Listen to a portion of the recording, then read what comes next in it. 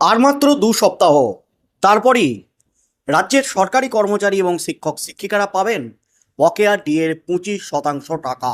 নবান্নের তরফ থেকে ঘোষণা করা হয়েছে সেই ডেট, আর সেই ডেট ঘোষণা নিয়েই কিন্তু তোলপাড় একেবারে গোটা রাজ্য।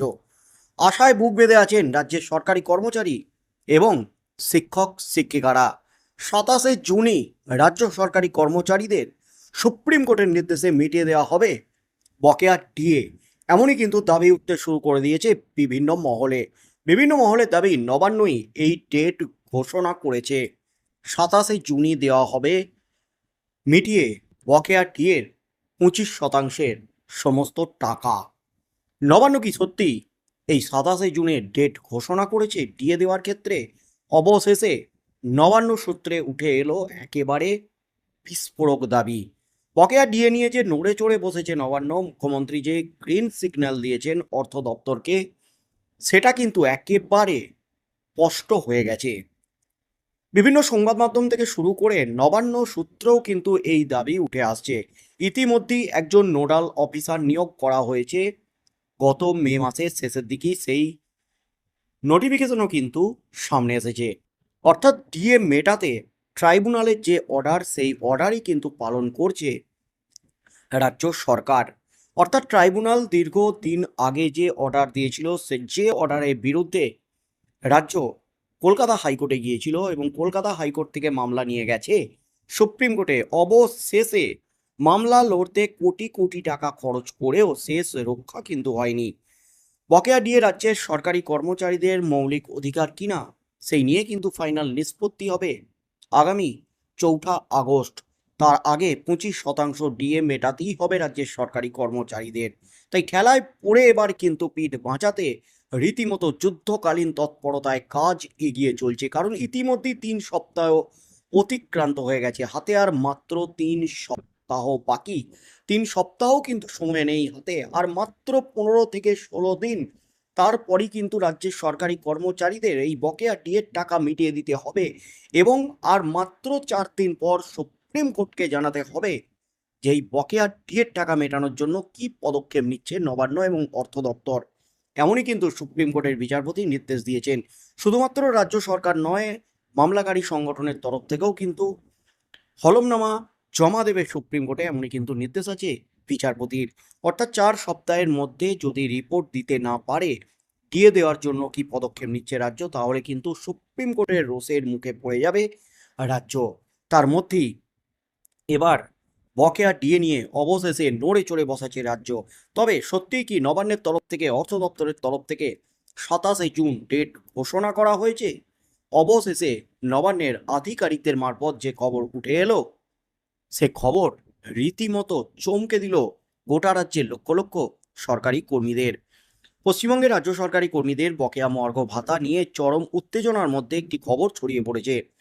বলা হচ্ছে চলতি বছরের ২৭শে জুন থেকে নাকি কর্মীরা বকেয়া ডিএর প্রথম কিস্তি পেতে চলেছেন। এমনকি দাবি উঠেছে যে নবান্ন এই তারিখ সরকারিভাবে ঘোষণা করেছে, কিন্তু আদতে সত্যিটা কি?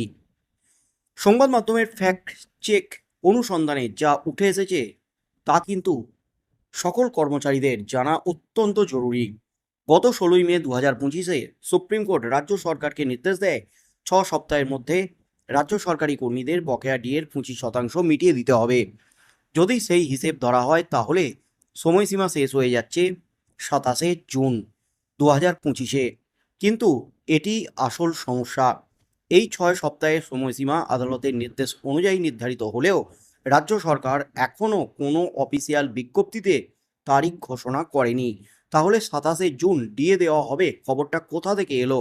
বিভিন্ন সংবাদ মাধ্যম, সোশ্যাল মিডিয়া পোস্টে বলা হচ্ছে নবান্ন ডিএ দেওয়ার তারিখ ঘোষণা করেছে, কিন্তু নবান্নের তরফ থেকে যেটা উঠে এলো এই তারিখটা কিন্তু সম্পূর্ণ বিভ্রান্তিকর। রাজ্য সরকার আদালতের নির্দেশ মানতে বাধ্য ঠিকই, তবে তারা কোন নির্দিষ্ট তারিখে দিয়ে দেবে সেটা কিন্তু এখনো ঘোষণা করেনি। অর্থাৎ নবান্ন যদি ২৭শে জুনই টাকা দেয় তাও হতে পারে, তবে সেটি এখনো অফিসিয়ালি ঘোষণা হয়নি, অফিসিয়ালি নিশ্চিত নয়। তবে রাজ্যের সরকারি কর্মচারীদের সংগঠনগুলি সুপ্রিম কোর্টের যে নির্দেশ, সেই নির্দেশ মতোই কিন্তু হিসেব করে রাজ্যের সরকারি কর্মচারীদের জানিয়ে দিয়েছে যে আগামী 27 জুন থেকেই মিটতে চলেছে বকেয়া ডিএর প্রথম কিস্তির এই 25% টাকা। স্পষ্ট করে দিয়েছে কিন্তু রাজ্যের সরকারি কর্মচারীদের সংগঠনগুলি, কারণ সুপ্রিম কোর্ট যে নির্দেশ দিয়েছে 6 সপ্তাহের মধ্যে মিটিয়ে দিতে হবে টাকা। 16ই মে রাজ্য সরকারি কর্মচারীদের জন্য এই নির্দেশ দিয়েছিল সুপ্রিম কোর্ট। তাই 16ই মে থেকে 6 সপ্তাহ ধরলে 27 জুনই কিন্তু সুপ্রিম কোর্টের দেওয়া ডেডলাইন শেষ হয়ে যাচ্ছে।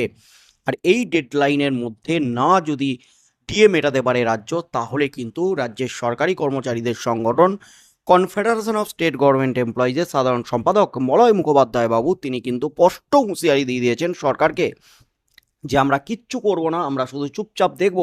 6 সপ্তাহের মধ্যে ডিএ না পেলে আদালত অবমাননার মামলা দায়ের করব রাজ্যের বিরুদ্ধে, যেখানে অর্থ সচিব এবং মুখ্য সচিবকে জেলে যেতেও হতে পারে যদি সুপ্রিম কোর্টের নির্দেশ অমান্য করে। এমন নজিরও কিন্তু আছে, এমন উদাহরণও কিন্তু তিনি তুলে ধরেছেন এই ডিএ মামলার ক্ষেত্রে, যেখানে কলকাতা হাইকোর্ট স্পষ্ট নির্দেশ দিয়েছিল 3 মাসের মধ্যে বকেয়া ডিএ মেটাতে হবে, কিন্তু রাজ্য সরকার 3 মাসের মধ্যে বকেয়া ডিএ না মেটানোয় আদালত অবমাননার মামলায় রাজ্যের মুখ্য সচিব এবং অর্থ সচিবের বিরুদ্ধে কেন রুল জারি হবে না, কেন গ্রেপ্তার হবেন না, এমন প্রশ্ন তুলে হলফনামা জমা দেওয়ার নির্দেশ দিয়েছিল।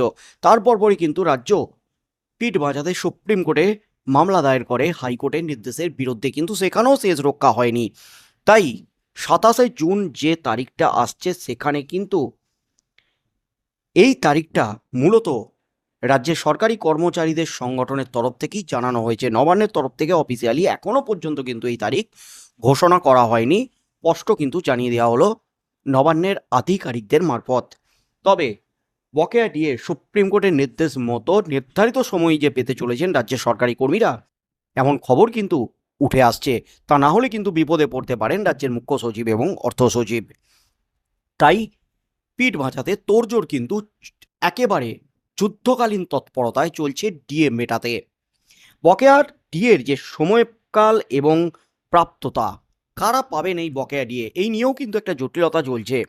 মূলত যে খবরটা উঠে আসছে নবান্ন সূত্রে, 2009 থেকে 2019 সালের মধ্যে চাকরিরত কর্মীরা পাবেন এই ডিএ।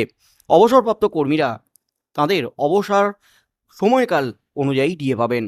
পেনশনের ভিত্তিতে হিসাব হবে ডিয়ারনেস রিলিফ হিসাবে।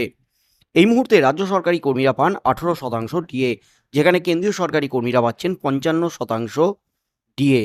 তবে 55% থেকে 18% অর্থাৎ 37% যে ডিএর ফারাক, এটা কিন্তু ষষ্ঠ বেতন কমিশনের। কিন্তু ডিএ মামলার ক্ষেত্রে যে 25% ডিএ মিটিয়ে দেওয়ার নির্দেশ দেওয়া হয়েছে, এটা পঞ্চম বেতন কমিশনের ডিএ। তাই আগামী দিনে কি হতে চলেছে, পঞ্চম বেতন কমিশনের ডিএর যে নির্দেশ, ফাইনাল নির্দেশ, আগামী দিনে ষষ্ঠ বেতন কমিশন বা আগামী দিনে যে সপ্তম বেতন কমিশন গঠন হবে রাজ্যে, সেই বেতন কমিশনের উপরও কার্যকর হয় কিনা, এবং রাজ্যের সরকারি কর্মচারীদের মামলাকারী সংগঠন কনফেডারেশন অফ স্টেট গভর্নমেন্ট এমপ্লয়িজের সাধারণ সম্পাদক মলয় মুখোপাধ্যায় বাবুর তরফ থেকে যে দাবি করা হয়েছে যে এটা কিন্তু একটা গোটা দেশের কাছে দৃষ্টান্ত হতে চলেছে। রাজ্যের সরকারি কর্মচারীরা ডিএকে মৌলিক অধিকার হিসাবে গোটা দেশে প্রতিষ্ঠিত করতে চলেছেন। তাই আগামী দিনে যে একটা বড় ঐতিহাসিক জয় আসতে চলেছে এই ডিএ নিয়ে, তেমনই কিন্তু ইঙ্গিত দিয়ে দিয়েছেন মামলাকারী সংগঠন কনফেডারেশন অফ স্টেট গভর্নমেন্ট এমপ্লয়িজের সাধারণ সম্পাদক মলয় মুখোপাধ্যায় বাবু। তাই ডিএর টাকা কবে ঢোকে অ্যাকাউন্টে, কবে নোটিফিকেশন জারি করে নবান্ন, সেদিকে চোখ থাকবে রাজ্যের লক্ষ লক্ষ সরকারি কর্মচারী এবং শিক্ষক শিক্ষিকাদের।